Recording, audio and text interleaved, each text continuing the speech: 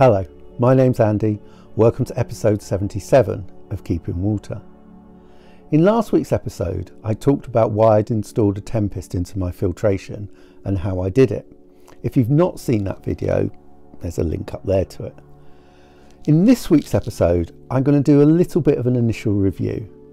So, mainly focusing on its features, its price, and its ease or not of installation. Reviewing performance will obviously take a little bit longer, and I'll probably update in the summer when it's had a bigger load to deal with and I can get an idea of how well it's working on my system. I'll start with positives, and that's the basics of it. It's how well does it work, its features. If you don't know, the Tempest uses K+ media packed tightly into a cylinder to catch dirt as water flows upwards through it.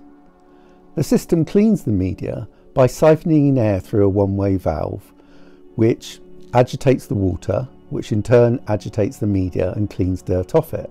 The dirt then leaves the cylinder with the water as it escapes at the bottom.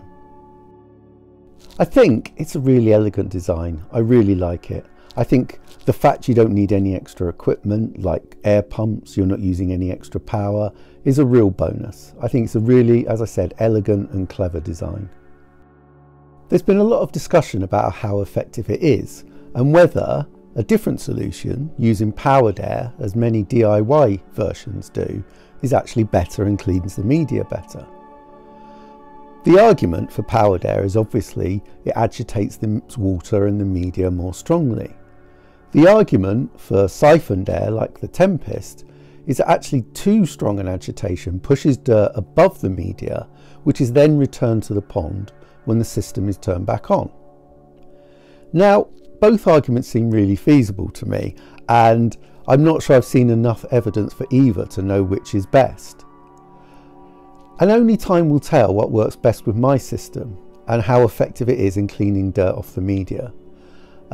Especially as my system is not being used as a polisher, so it will have a lot more heavier and larger dirt items to clean off.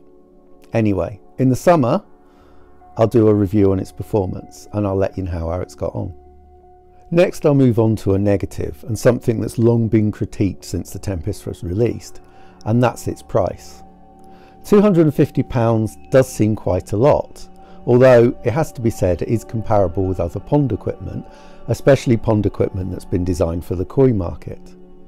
For instance, I have a skimmer, which is basically a box with a flap as a weir, a basket and a connector to attach your pump, not included, too, and that was also over £200. Having said that, a Tempest is in essence just a perspex cylinder with some fittings, some K+ media, and it's £250, and that really does seem a lot. I know there's an argument for that price, that the cost of something isn't just what the parts cost, what the manufacturing costs, but also what value it adds, how good it is, how well it works. And I do understand that argument, but I don't agree with it. I think things should work. I think if you're going to make claims for things and say this is what they do for you, then they should do it, and you shouldn't charge extra for that. And while research and development costs obviously need to be paid for, and bearing in mind also, as I've said, it is comparable for other filtration items and pond equipment in general, I do think consumers deserve better value for money. I also think its comparatively high price is probably why so many people have chosen to make a DIY version, and although some of the subtleties of its design may not always be carried over into those versions, you can make a functioning upflow filter for probably less than half the price. And now I'll move on to another negative, which is somewhat exacerbated by price, and that is the unit isn't freestanding out of the box. You do have to jump through some hoops to get it mounted onto wherever you're positioning it. It's not like, say, an RDF or a Vortex or a multi-bay like mine, which basically you can stand up on something, attach some pipes, and it'll work straight away. It comes with two clips, although not screws, that you attach the pipework to and then attach to a wall or post or whatever the position you're fitting it into. But the unit is really heavy, even without water in, and for me it just didn't seem sufficient to hold it up safely. So as you may have seen last week, I added some straps and I added support at the bottom.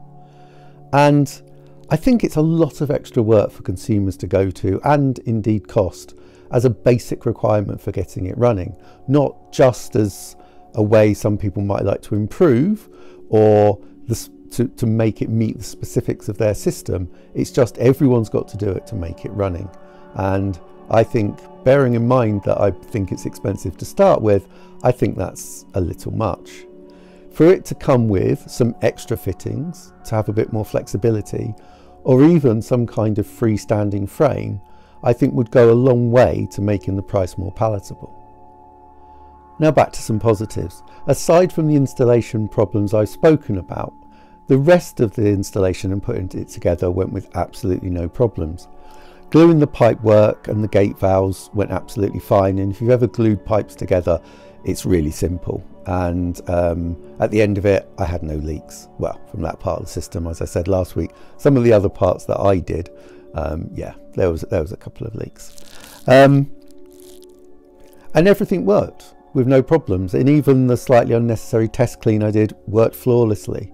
So putting it together was actually fairly simple, aside from where you mount it. It's also a well-built filter. Nothing, maybe aside from the clips, looked flimsy or looked like they skimped on quality. It was robust and well put together. Now, it may seem that I'm being more negative than positive about the filter, but I'm actually not. I'm really pleased with my purchase overall. And I think it's important to say, as I think I mentioned last week, that I was aware of the negative before I bought it. These were things that, although I didn't really plan for it because I couldn't afford to and I just bodged bits out of my garage to overcome them, I knew there were things I was going to have to overcome. So as a consumer, I was aware of these things. Overall, as I said, I'm delighted with it. It's already overcome some of the problems that I bought it for, namely to get the splitter out of the pond, to have all the water that's being pushed from the pump actually through some filtration, not just around the rest of the pond. So that's a real bonus. And although time will tell how well it works and how much extra detritus, whether that's fines or larger items, it enables me to clean up, I think it's already doing a really good job. So all in all, it is a positive review. I think I've had to be honest about those areas that I think are weaknesses for it and that I'm not particularly happy about. I can't claim to be an expert on filters and filtration.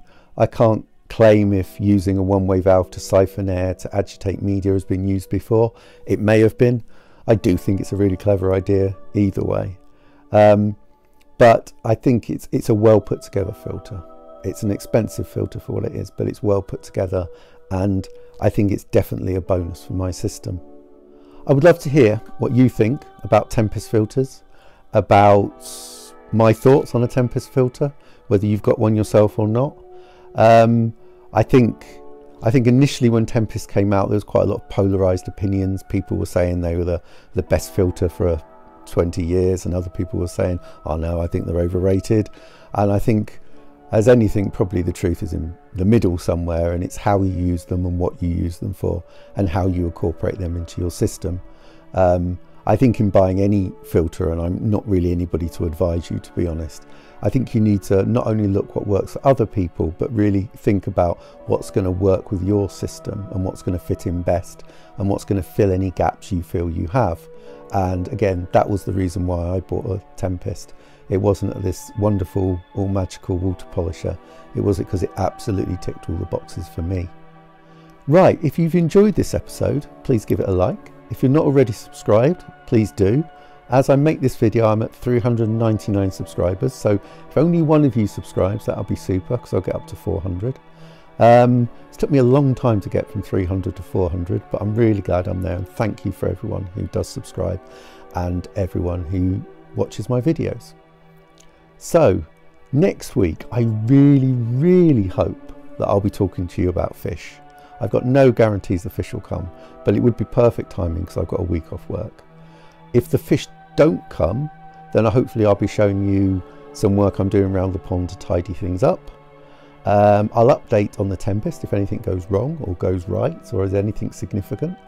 And I hope also to do some underwater footage. So, thanks again for watching, and I'll see you next time.